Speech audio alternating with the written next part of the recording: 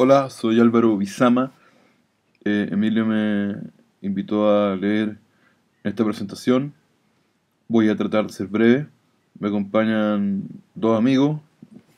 Rayitas, al que ustedes conocen algunos, y un marciano sin nombre, que es un obrero proletario empeñado en la destrucción del mundo. Los dos van a ser mi acompañante en esta lectura, ah, que es una lectura de un cuento que se llama La dieta del orco, que no está en la antología, pero que a ustedes espero que les guste. Y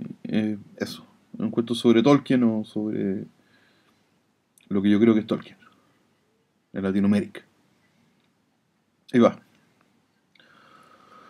Y la mina me dejó, se fue, huevón, se fue cagando y yo me quedé solo en la casa y mi vieja hablaba puras huevadas de que extrañaba a mi papá y me fui a la chucha culiao, a la reverenda chucha onda que salía en las mañanas y me paseaba por el portal Lion buscando a los pendejos para jugar a las cartas y los huevones me cachaban ahí, flaco y medio pelado y como que me tenían miedo,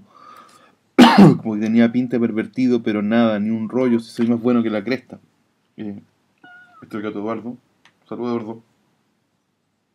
Hola, soy Eduardo. Soy más bueno que la cresta. Onda que nunca me dio las manos en mi vida y eso se lo decía a los pendejos. Le decía que tenía mis cartas y era fanático de Tolkien y que la hueá del rollo de la literatura fantástica me rayaba en mala y los pendejos me escuchaban y me preguntaban huevadas y yo me pasaba el día así. Cuando tenía hambre me metía al Burger King o al McDonald's y me comía una huevada barata y me volvía a sentar en el suelo. Y ellos me preguntaban por mi vida y yo les decía que mi mina me había dejado, que me había mandado a la chucha, pero no les contaba que a veces iba a una cabina telefónica, que había en un cibercafé y marcaba su número. Marcaba su número y le dejaba mensajes gritándole: te voy a matar, perra culiada, me cagaste la vida. Y ella nunca me llamaba de vuelta y no les decía eso, no les decía que mi vida valía callampa, pero sí hablaba de literatura fantástica, le hablaba al profesor Tolkien y de cómo Cresta había aprendido a escribir en el alfabeto élfico, les hablaba de la dieta de los orcos y los hobbits y ellos me decían que los hobbits eran todos maricones, que los hobbits se gastaban parejo entre ellos, que los culiados eran enteros huecos, que el profesor Tolkien también, que no le creían nada y que la película era una mierda, pero yo me defendía porque les contaba que en realidad Chile tenía su propia Tierra Media en los bosques del sur, y les hablaba de una serpiente gigante, de los neguechen y los araucanos que se comían el corazón de sus enemigos, y los hueones me decían: eso es grosso, suena grosso, hueón, ojalá hubieran ganado esos hueones la guerra. Y yo les decía que sí ganaron, y me llevaba el dedo índice a la 100 y agregaba: sí ganaron, sí ganaron, sí ganaron, porque están acá, hueón, están acá en la bola de la mente, y eso los españoles no lo pudieron matar, porque todos somos unos caníbales, hueón, y un día vamos a despertar y nos vamos a comer el corazón de todos. Y los pendejos me miraban y asentían, y luego seguíamos jugando, cambiando libros, y mientras ellos se hacían más viejos, yo me volvía más joven, weón. Era un vampiro porque me levantaba de ellos. Y después, cuando tardecía, me iba para mi casa. De ahí estaba mi vieja viendo las noticias, pegada en Megavisión, me asustaba, cagada de miedo porque Chile se había llenado de delincuentes, porque en cualquier momento alguien se iba a saltar la muralla del patio y se iba a llevar la tele, el horno microondas o esa lámpara culiada de que no sé qué tía era. Y yo escuchaba a mi madre y luego me hacía un té y me metía con el té en la pieza y me sentaba en el escritorio y ponía alguna hueá de Mahler o una ópera de Wagner, algún disco de música celta y me ponía a escribir a máquina hasta que me diera sueño. Y eso podía durar toda la noche, podía durar hasta que amaneciera, porque yo estaba escribiendo una novela, weón, una novela inmensa, de la que llevaba 2000 páginas, una saga de 5 libros que era mi homenaje al profesor Tolkien, pero también a los guerreros mapuches del siglo XVII, una novela que se llamaba El Cáliz de la Serpiente, y que trataba de un príncipe bastardo al que sus hermanos odiaban en un mundo de islas hechas de pura roca volcánica, que los humanos solo podían cruzar arriba de unas serpientes voladoras, serpientes emplumadas, que eran como dragones porque tiraban fuego por la boca, y la novela duraba 5 tomos, porque era una saga que lo que estaba escribiendo, y contaba cómo ese príncipe bastardo, que era hijo de un rey manco y una muchacha demonio, aprendía a volar una de las serpientes y luego tomaba posesión de las islas hasta que el poder lo corrompía, porque yo lo que estaba escribiendo una tragedia, weón, una tragedia artúrica, una historia sobre el ascenso y la caída de ese rey, que en un momento dejaba embarazada a su hermana y mandaba a degollar una aldea llena de elfos, y nadie se oponía, nadie le decía nada, porque tenía la magia del mundo en sus manos, weón, tenía la magia y los elfos no la tenían, porque ya no les quedaba demasiado tiempo en este mundo, y eso sí, la verdad se lo había copiado el profesor Tolkien, lo mismo que los hobbits, que no se llamaban hobbits, sino Yavins, weón. Y toda la historia la contaba un Yavin castrado dentro de una de esas islas de roca volcánica, y el Yavin hablaba de este rey y cómo cresta lo traicionaban y le rompían el corazón y se enamoraba de su hermana, y se le aparecía el fantasma de su padre, con la cara llena de gusanos a guiarlo cuando andaba perdido, mostrándole pasos secretos en los mapas de ese mundo, y el rey bastardo lo escuchaba y intercalaba ahí un mapa que había dibujado con tinta china con el orden y las coordenadas de los territorios de ese mundo. Yo lo había dibujado con tinta china y en el centro de ese mapa estaba la ciudad de Estigia, conocida por sus fabulosos prostíbulos y su población de Yavins y orcos parlantes de 3 cabezas. Y en el centro de esa ciudad había un castillo cuyos subterráneos llegaban hasta el centro de la tierra,